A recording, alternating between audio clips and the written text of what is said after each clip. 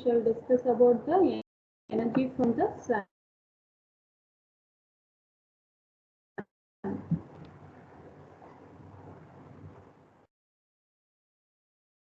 We have already discussed about the solar applications, right? For crop drying, and also we have solar water heating.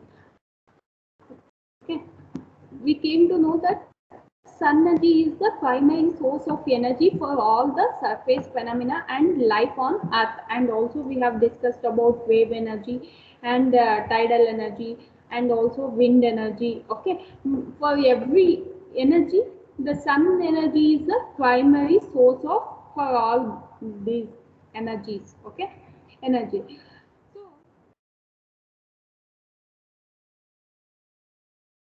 Discuss first we shall discuss about the sun earth geometric relationship, and also we shall discuss about the layers of the sun. Okay, the term earth rotation refers to the spinning of the earth on its axis. One rotation takes exactly 24 hours, and it is called a mean solar day. If one look down at the earth north pole from space, for example, if anyone look down at the earth north pole from space, he or she would notice that the direction of the direction of the rotation is counterclockwise. If the same case, the opposite is true if the earth is viewed from the south pole. Okay, saying the opposite is the direction is opposite if the earth is viewed from the south pole. Okay, the orbit of the earth around the sun is called the earth revolution. What is earth revolution? The orbit of the earth around the sun is called the earth revolution. Here the this celestial motion, the whatever rotation, it will take a celestial motion will take a 365.25 days to complete a one cycle. When the earth orbit around the sun is not circular, but it is a elliptical. An elliptical orbit that causes the earth distance from the sun to vary annually. That means yearly it may vary. However, this phenomena does not cause the seasons. This annual variation in the distance from the sun does influence the amount of solar radiation intercepted by the earth by approximately 6%. On January 3rd, the earth will come close to the sun, that is 147.5 million kilometers each year. Okay, each year once on January 3rd, the earth will come closest to the sun. Okay, and the earth is farthest from the sun on July 4th each year. The average distance of the earth from the sun over 1 year period is 150 kilometers. From the diagram, they have observed these points. That is, they have concluded with the 7 points. This is the diagram. These 4 reasons we shall discuss in the next class. Okay, this from the diagram they have written conclusions. That is, first is the earth orbit around the sun is a elliptical with a mean center to center distance from the sun is approximately 9.3 into 10 to the power of 6 miles, while the earth makes its daily rotation and yearly revolution. The sun also rotates on its axis approximately once every month. The earth axis of rotation is always inclined at an angle of 23.5 degree. Always the earth axis of rotation is always inclined at an angle of 23.5 degree from the that is the ecliptic axis. This distance from the sun to the earth, the distance from the sun to the earth, that will vary plus or minus 1.7% over the average distance. That distance effect that will cause a solar energy reaching the earth to vary plus or minus 3% during a year. The energy is received at its peak on 1st January and lowest on 1st July. The energy received, okay, the energy received will be peak on 1st January and lowest on 1st July. The sun is 109 times larger in diameter than the earth. The sun is 109 times it is larger in diameter when you compare with the earth. The sun appears to move across the sky in an arc from east to west owing to the rotation of the earth around its north-south axis. Viewing the sun from the average miles, it subtends an arc of 0.53 degree. Layers of the sun. One by one we shall discuss layer. First layer is a core, okay, and above layer is radiative zone, and the above layer is convection zone, and next is photosphere, next is a chromosphere, final is corona. The outer layer of the sun is nothing but corona. The inner layer, first starting is core, okay. The innermost layer of the sun is called the core. And what about the core temperature? 1,050,000, 50 lakhs, okay, degrees Celsius keeps it, and it is in a gaseous state, okay.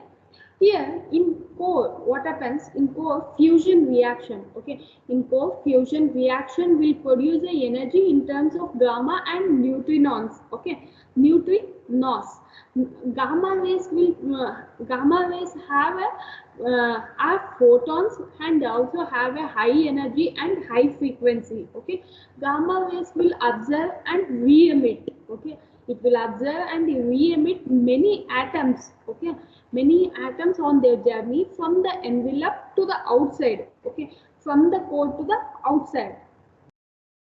So when gamma rays leave atoms, their average energy is reduced, okay. When gamma rays leaves atoms, the average energy is reduced. Their average energy is reduced. So the first law of thermodynamics, that is nothing but the energy can neither be created nor be destroyed. It plays an important role as the number of photons increases. Here, each high energy gamma ray that will leave the solar envelope will eventually become 1000 low energy photons, okay. When the high energy gamma rays leaves the solar envelope, that will become an 1000 low energy photons. Neutrinos are extremely non-reactive. Several experiments are being performed to measure the neutrino output from the sun.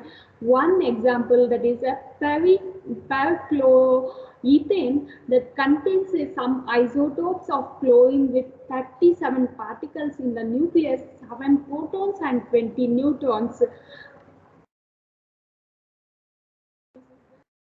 Layer of the sun, first layer is core, and the second is a radiation zone, and third is a convection zone, fourth is a corona, and first layer is core, and second layer is radiation zone, and third layer is convection zone, and the fourth layer is photosphere, and fifth layer is chromosphere, and final layer is corona, okay.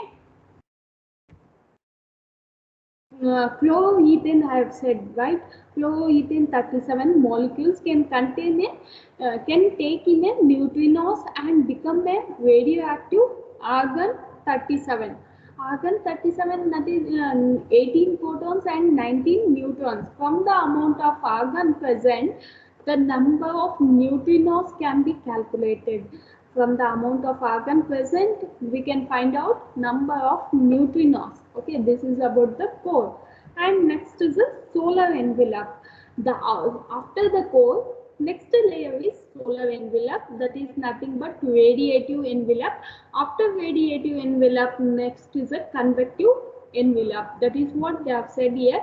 Outside of the core is the radiative envelope, which is surrounded by, that means radiative envelope. Next layer, that is radiative envelope, is surrounded by a convective envelope, okay.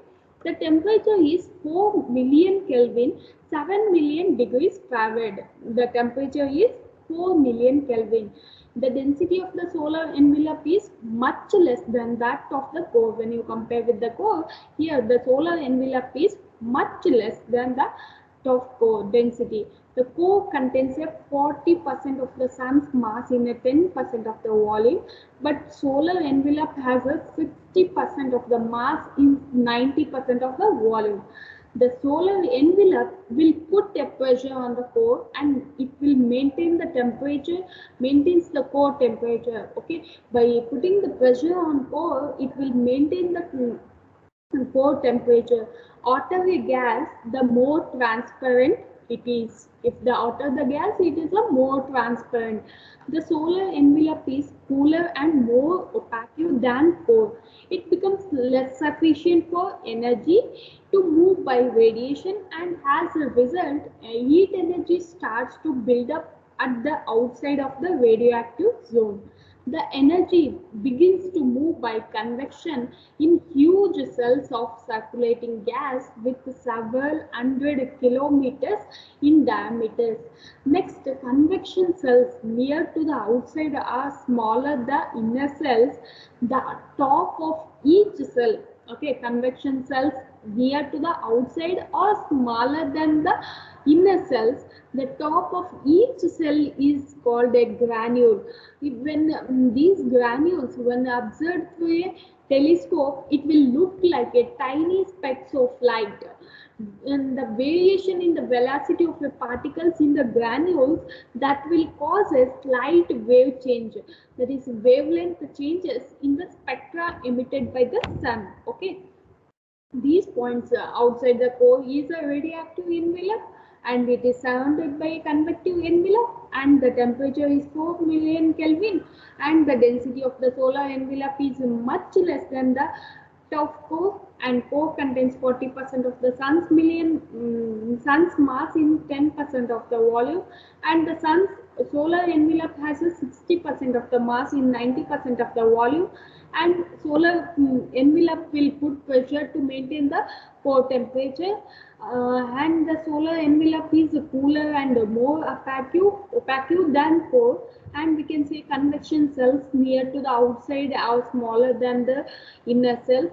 The top of each cell is nothing but a granule. When in granules, these granules, when observed through a telescope, it will look like a tiny specks of light, and if the variation in the velocity of particles in granules, that will cause a wavelength change, okay, in the spectra emitted by the sun. These points you need to remember. Next is the photosphere. The photosphere is the zone from which the sunlight is both seen and emitted. What they are saying is, the photosphere, it is a zone, okay, from which the sunlight is both, we can see, and it can be emitted. Okay, the sunlight is both seen, visible, it is seen, and also it is emitted. The photosphere, it is comparatively thin layer. Okay, it is a thin layer and low pressure gases surrounded by the envelope. For example, this is the photosphere layer, then it is surrounded by a low pressure gases. Okay, and this layer is a thin. Okay, it is only few hundred kilometers thick with a temperature of 6000 degrees Celsius. The composition, temperature and pressure of the photosphere are revealed by the spectrum of sunlight. When analyzing the solar spectrum, William Ramsay discovered that features of the gas did not belong to any gas known on Earth. It is named as a helium. Okay, he newly discovered gas, that helium, in honor of Helios, the mythological Greek god of the sun. Next is a chromosphere. During eclipse, okay, during eclipse, you have observed, they will be showing in news, right? You might have observed the red circle can sometimes be seen on outside the sun also. This circle is called the chromosphere. It's a red coloring is caused by the abundance of hydrogen. Why the red color will appear means due to the because of abundance of hydrogen, large amount of hydrogen. From the center of the sun to the chromosphere, the temperature will decrease. What they are saying, if the increase the distance from the core, the temperature also decreases.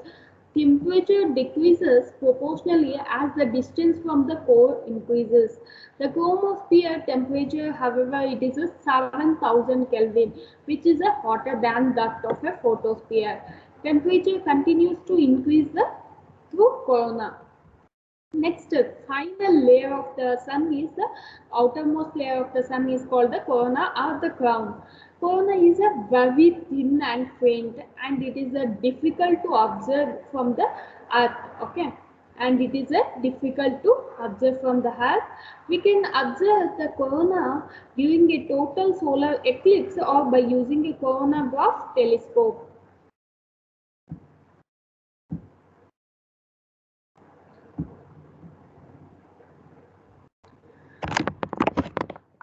We can observe the corona during a total solar eclipse or by using a coronagraph. Okay, we can observe the corona during a total solar eclipse or by using coronagraph. We can observe the red color, or we can observe the layer of the corona. Okay, which simulates an eclipse by covering the bright solar disk.